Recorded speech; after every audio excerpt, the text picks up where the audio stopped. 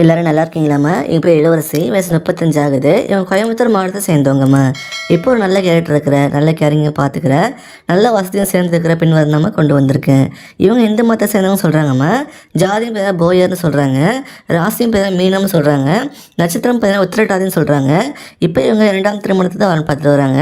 இவங்க ஒரு டிகிரி படிச்சிருக்காங்களாம்மா. படித்து முடிச்சுட்டு கொஞ்ச நாள் ஒரு ஐடி கம்பெனியில் வேலை பார்த்துட்டு இருந்திருக்காங்க.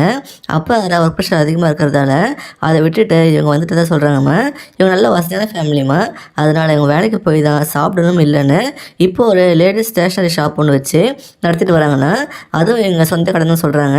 எங்கள் அப்பா பார்த்தீங்கன்னா மல்டி பிஸ்னஸ் போயிட்டு வரதா சொல்லியிருக்காங்கம்மா. துணி கடை, பாத்திர கடை, அப்புறம் எலக்ட்ரானிக் ஷாப் அப்படின்னு நடத்திட்டு வராங்களா. அம்மா ஹவுஸ் ஒய்ஃபாக தான் சொல்லியிருக்காங்கம்மா. இவங்களுக்கு ஒரு அண்ணனுக்கு தான் சொல்லியிருக்காங்கம்மா. அவங்களுக்கு மேரேஜ் ஆகிட்டு சொல்கிறாங்க. அவங்க அப்பா பிஸ்னஸ் இவங்க தான் பார்த்துட்டு வராங்களா. எல்லாரும் ஒரே வீடு தான் கதை சொல்லியிருக்காங்கம்மா. இவங்களுக்கு ஒரு பையனுக்கு தான் சொல்லியிருக்காங்க.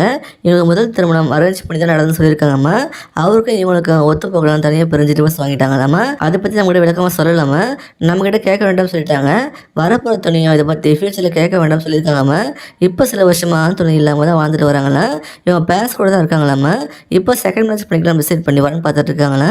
இவங்க என்ன எதிர்பார்க்குறாங்கன்னா, மனைவி ஈக்குவலாக ட்ரீட் பண்ணணும்னு சொல்கிறாங்க. இவங்க கருத்துக்கு முக்கியத்துவம் கொடுக்கணும்னு எதிர்பார்க்குறாங்க. இவங்க ரொம்ப செல்லம் வளர்ந்ததால் தனியாக பேரண்ட்ஸை பிரிஞ்சு வர முடியாதுன்னு சொல்லியிருக்காங்கம்மா. இவங்க வீட்டோட மாப்பிள்ளை தான் எதிர்பார்க்குறாங்க. வேலைக்கு எதுவும் போகணும்னு சொல்லியிருக்காங்க. இவங்க பிஸ்னஸ்க்கு சப்போர்ட் பண்ணிட்டு இருந்தால் போதும் சொல்கிறாங்கம்மா.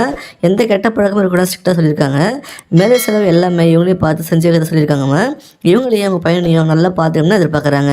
உங்களுக்கு பசங்க தான் ஓகே சொல்லியிருக்காங்க. இந்த மாதிரி ஒரு நல்ல குணம் படைச்ச, நல்ல வசதி இருக்கிற ஒரு பெண் வரம் கிடைக்கிறது மிகப்பெரிய விஷயமா, மிஸ் பண்ணிடாதீங்க.